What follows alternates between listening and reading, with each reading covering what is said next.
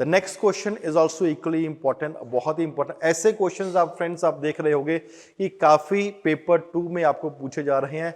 और अगर आप ये सोचते हैं कि डायरेक्टली क्वेश्चंस यूपीएससी आपको एक टॉपिक से उठा के पूछ लेगा, that will never be the thing. वो अब कंपेरेटिवली काफी हद तक वो समय चला गया है। The second question that we would be discussing is compare and contrast article 19 and article 20 of the Indian constitution. Article 19 और आर्टिकल 21 को कंपेयर एंड कंट्रास्ट करना है। किसके कंटेक्स्ट में? In terms of rights they provide. कौन सी rights article 19 आपको provide कर रहा है, कौन सा राइट आपको आर्टिकल 21 अप्लाई कर रहा है, एंड इनका इंप्लीकेशन क्या है। किसके ऊपर इंप्लीकेशन? इंडिविजुअल फ्रीडम के ऊपर और पर्सनल लिबर्टी के ऊपर। अलग अलग एग्जांपल से अपने एनालिसिस प्रोवाइड करने की कोशिश करना है। अब पहले बात तो, अगर ऐसा क्वेश्चन सॉल्व करना है, आपके माइंड में कुछ चीज आनी चाहिए। पहला, हमें इस आर्टिकल 19 क्या प्रोवाइड करता है, हमें आर्टिकल 21 क्या प्रोवाइड करता है। आर्टिकल 19 क्या इंडिविजुअल के लिए है या ग्रुप्स के लिए? सेम इज फॉर एग्जांपल या सोसाइटी के लिए, आप ऐसे समझ लो। एंड आर्टिकल 21 इंडिविजुअल्स के लिए है या सोसाइटीज के लिए? पहले बात तो ये पता होना चाहिए। देखिए, अगर ये पता है व्हाट आर द राइट्स और इनका इंप्लीकेशन क्या है, किसके ऊपर? इंडिविजुअल फ्रीडम के ऊपर। मेरी अपनी पर्सनल फ्रीडम किस तरीके से आर्टिकल 19 उसको प्रमोट कर रहा है या आर्टिकल 21 प्रमोट कर रहा है, उसी तरीके से हमारा पर्सनल लिबर्टी भी इसको प्रमोट कर रहे हैं, करने की कोशिश कर रहा है। ऐसे क्वेश्चन फ्रेंड्स आपने बहुत बार देखे होंगे। These are very important questions which are coming at this particular point of time. अगर हम सिंपल भाषा में आर्टिकल 19 एंड आर्टिकल 21 की बात करते हैं, ये दो आर्टिकल्स की बात हो रही है, इसके बारे में क्या करते हैं? दे आर किसके लिए है? They are basically enshrined to safeguard किसी चीज को, क्योंकि क्वेश्चन भी हमारा है ना कि rights and implications on individual liberty and personal liberty. तो राइट्स आर्टिकल भी उसी के कंटेक्स्ट में। सेफगार्डिंग क्या है? Liberties and freedoms of citizens. क्या सेफगार्ड करेंगे? Liberty and freedom of citizens, they are safeguarding. अब आपको दोनों तरीके से पता होना चाहिए। How does article 19 is in addition to safeguard liberty and freedom, and how is article 21। तो इसके कंटेक्स्ट में आपको इनके आर्टिकल्स का नेचर पता होना चाहिए। What is the scope of these articles? Article 19 और आर्टिकल 21 है, लिमिटेशंस क्या है और किस तरीके से इसके कुछ अगर एग्जांपल को आज प्रेजेंट कंटेक्स्ट में देखना चाह रहे हैं। अगर वन बाय वन जस्ट हम एक समझने की कोशिश करें कि आर्टिकल 19 फॉर एग्जांपल हम इधर लिख लेते हैं क्या प्रोवाइड करता है, एंड आर्टिकल 21 फॉर एग्जांपल अनुच्छेद 21 फॉर एग्जांपल हम इधर लिख लें कि क्या प्रोवाइड करता है। अगर आर्टिकल 19 की बात करते हैं, provides for freedom of speech and expression, ये इतना सबको पता है। फॉर एग्जाम्पल क्या है? पहली बात है स्पीच एंड एक्सप्रेशन की फ्रीडम, पहली बात। Secondly, not only this but other things are also being provided. जब पढ़ते हो for example assembly freedom, freedom to form association भी फॉर एग्जाम्पल इसी चीज का पार्ट है। मूवमेंट है, रेजिडेंस है, जब for example freedom to carry out any profession भी है, कोई भी प्रोफेशन एक्टिव कर सकते हो। This is what is basically being provided in article 19। क्या है? Speech and expression, assembly, association कहीं भी बना सकते हैं, कहीं भी आप मूव कर सकते हो, कहीं भी आप रह सकते हो, और साथ में भी you could be in a position to carry out any profession you are basically wanting to. यहां पे जब आर्टिकल 21 की बात करते हैं, it basically provides for right to life and personal liberty. ये क्या करता है? Right to life and personal liberty की फॉर एग्जांपल ये कंप्लीटली बात करता है। अब आपको सिर्फ आर्टिकल 19 और आर्टिकल 20 क्या इसमें प्रोविजन दिया ये नहीं पता होना चाहिए, ये क्यों ऐसा प्रोवाइड किया हुआ है, that is even more important and that you should be knowing कि क्यों इस तरीके से फॉर एग्जांपल इन्होंने प्रोविजन करे हैं। अगर आर्टिकल 19 ये सब कुछ प्रोवाइड करता है तो इसका बेनिफिट फॉर एग्जांपल एक इंडिविजुअल के लिए क्या होने वाला है, एंड देयरफॉर क्यों है आप कहीं पे भी मूव कर सकते हैं, कहीं पे भी रिजाइड कर सकते हैं, कोई भी ऑक्यूपेशन आप फॉर एग्जांपल कर सकते हैं, या कहीं भी आप एक मूवमेंट कैरी आउट कर सकते हैं, या कहीं पे भी फॉर आप असेंबली या एसोसिएशन बना सकते हैं। किसके कंटेक्स्ट में है? Therefore it allows an individual, क्या फॉर एग्जांपल मेरे आर्टिकल 19 की बात करें, इंडिविजुअल किसके लिए? To all these things are allowing individual to actively participate, किसके लिए? To actively participate in the democratic process that has been there. किसी भी प्रोसेस में political rights for example provide कर रही है, असेंबली के लिए कर रहे हैं, हम कुछ भी अपने एक एसोसिएशन बना सकते हैं। It is basically allowing the people to actively participate in the democratic process, not only actively participate but for example also in a position to put forward what are their opinions that are there. Participate करो, voice your opinion that are there, and अगर आपको लगता है कुछ सही नहीं है, आप असेंबली, एसोसिएशन कुछ भी कर सकते हो, freedom of speech and expression दिया है, तो आप इकट्ठे होकर किसी भी कंटेक्स्ट में आप प्रोटेस्ट भी कर सकते हो और गैदरिंग्स भी कर सकते हो। तो यहां पे पूरे का पूरा क्या है? Actively participate in the democratic process. और अगर आपको कुछ अच्छा नहीं लग रहा है, आप उस डेमोक्रेटिक प्रोसेस के अंदर रहकर ही अपनी वॉइस को भी कंपेरेटिवली रेज कर सकते हो।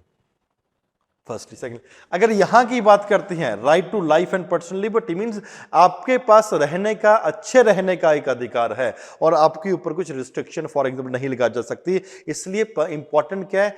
No person can be deprived of his life और personal liberty except according to the process that has been established by law. आपको अपना लाइफ और पर्सनल लिबर्टी के डिप्राइव नहीं किया जा सकता provided you have done something wrong except according to the procedure that has been established by law. तो पहले बात तो आपको आर्टिकल 19, आर्टिकल 20 क्या प्रोवाइड करता है?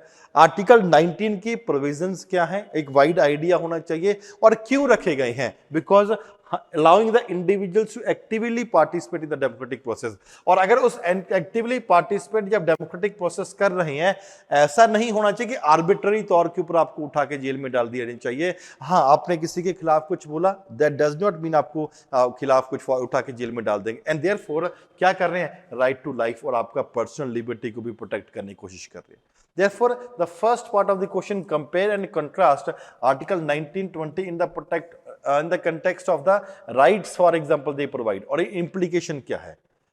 फर्स्ट पार्ट के बाद जब हम कंपेरेटिव इंप्लीकेशन बात करते हैं आर्टिकल 19 और आर्टिकल 21 की, जब इंप्लीकेशन की बात करते हैं, for just as example we provide them what is the nature of rights. जब आर्टिकल 19 की बात करते हैं वहां पे नेचर ऑफ राइट्स आपको कैसे दी गई है, और आर्टिकल 21 की जब कंपेरेटिवली बात करते हैं तो वहां पे आपका नेचर ऑफ राइट किस तरीके से दिया। आर्टिकल 19 की जब बात करते हैं, it is basically empowering an individual.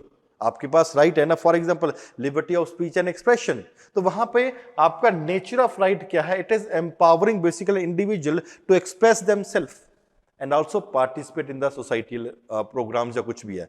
अपने आप को कुछ भी बोल रहे हैं, you are allowing to express yourself.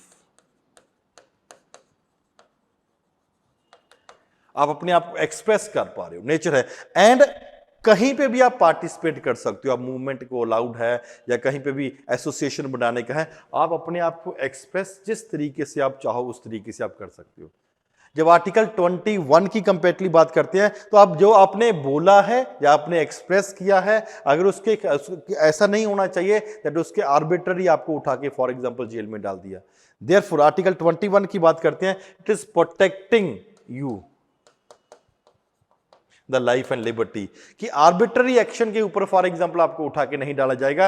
Therefore आप अपने एक्सप्रेस तो कर दिया, लेकिन उसका एक्सप्रेस करने के बाद आपके ऊपर कुछ नेगेटिव नहीं होना चाहिए।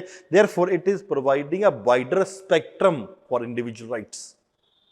सिर्फ बोलना नहीं, बोलने के बाद भी आपके खिलाफ कुछ गलत एक्शन ना हो, that is what is basically being provided by article 21। तो पहले बात आपको बता, नेचर ऑफ द वर्क क्या है, नेचर ऑफ राइट्स क्या है। नेचर ऑफ राइट्स के बाद फॉर एग्जांपल जब हम सेकंड बात के ऊपर बात आते हैं, what is basically the scope of these rights.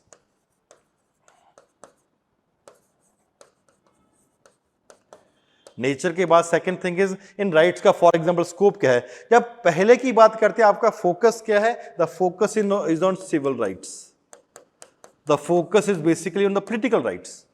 Civil rights का मतलब, पॉलिटिकल राइट्स का मतलब you are allowed to form association, freedom of speech and expression, movement आप कहीं पे भी कुछ भी कर सकते हैं, असेंबली आप कहीं पे भी कर सकते हैं, यू कैन भी आप किसी के खिलाफ प्रोटेस्ट भी कर सकते हैं।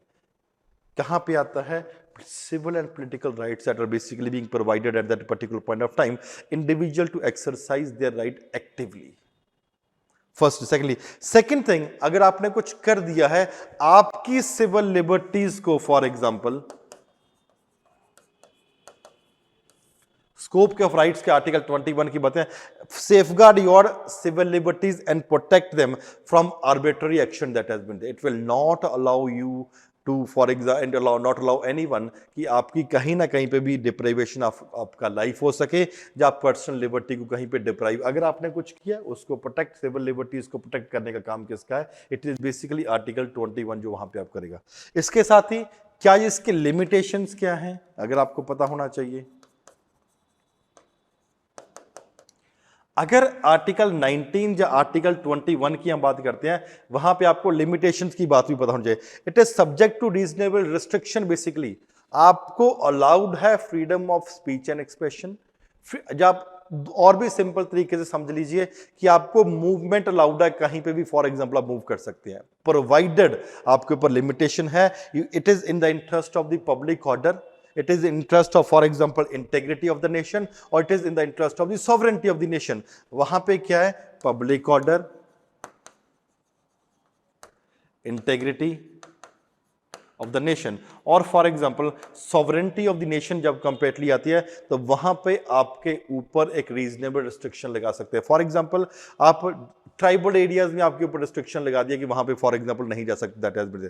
एंड जब आर्टिकल 21 की बात करते हैं, it is basically providing absolute protection, अगर आप जा रहे हो या कुछ कर रहे हो उसके खिलाफ आपको पब्लिक ऑर्डर या इंटीग्रिटी, क्या रीजनेबल रिस्ट्रिक्शन आपके ऊपर लगाए थे या एक आर्बिट्ररी एक्शन लगाए गए थे, वो आपको कंप्लीटली पता होना चाहिए। इसके साथ ही फॉर एग्जाम्पल अगर हम नेक्स्ट एग्जाम्पल्स भी देते हैं, आर्टिकल 19 की जब कंपेरेटली आ जाती है, all citizens are allowed to peacefully protest, किसके खिलाफ, against the government policies. Various protest have already been taking place, जहां आपको they are also allowed to form associations also, multiple associations are basically being formed. किस तरीके, जैसे किसान का association हो गया, जो गवर्नमेंट की किस पॉलिसी को के खिलाफ आपने प्रोटेस्ट शुरू कर दिया। Therefore you can write an number of examples that are there, कि आपको कहीं पे भी एसोसिएशन बनाया सरकार के खिलाफ फॉर एग्जांपल, या सरकार के विरोध में आप ऐसा आई वुड से वहां पे अपना गुस्सा या अपने पॉइंट्स को जाहिर करने के लिए वहां है, तो वहां पे क्या है, वहां पे आर्बिट्री एक्शन के खिलाफ अगर आपका डिटेंशन भी किया गया है वो आपको रोका जाएगा। एंड अगर आपका ड्यू प्रोसेस के साथ फॉर एग्जांपल डिटेंशन हुआ तो वहां पे आपको अलाउ किया जाएगा। तो वहां पे दोनों की दोनों चीजें, आपको एग्जांपल्स पता होना चाहिए, आपको नेचर ऑफ द राइट्स पता होना चाहिए, आपको स्कोप ऑफ द राइट्स पता होना चाहिए, आपको लिमिटेशंस फॉर एग्जांपल पता होना चाहिए किस तरीके से है। In the end you can write that, no doubt आप कंक्लूजन में क्या लिखोगे, both the rights for example are distinct but yet being complementary.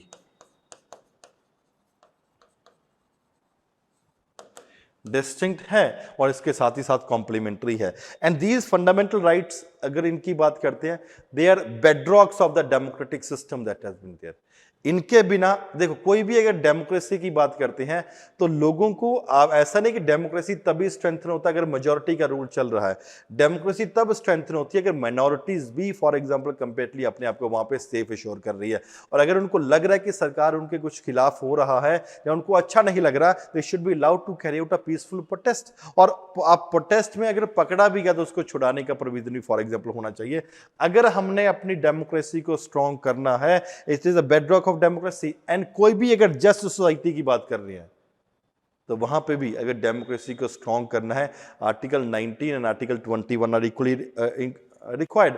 अगर आपने इंश्योर भी करना है कि state is basically respecting you and protecting your dignity, protecting the liberty of the citizen, तो वहां पे both of these article for example becomes complementary. इस तरीके से आप इसको कंक्लूड कर सकते हो। तो अगर फ्रेंड्स इस तरीके से अपने आंसर्स लिखोगे, इफ अगर कॉम्प्रहेंसिव तरीके से अपने आंसर्स, आपके एक क्लैरिटी के से अपने आंसर्स लिखोगे तो आपको कंपेरेटली अच्छे मार्क्स मिलेंगे। साथ ही साथ में आपको अलग अलग जो for example model answer Hindi और इंग्लिश मीडियम दोनों मीडियम में अवेलेबल करवाया गया है, तो इसको फॉर एग्जांपल आप अच्छे तरीके से पढ़ सकते हो। And try to write answers in such format, अगर आप इसको जैसे लिखा हुआ पैराग्राफ फॉर्मेट में है, जब हम आपको समझा रहे हैं वो एक डायग्रामेटिक फॉर्मेट में आ जाता है। दोनों के दोनों आपके पास ऑप्शन हमने प्रोवाइड कर दिया है, किसी भी तरीके से आप उस आंसर्स को लिख सकते हो and you will definitely be getting good marks. Thank you friends, take care of yourself, thank you very much.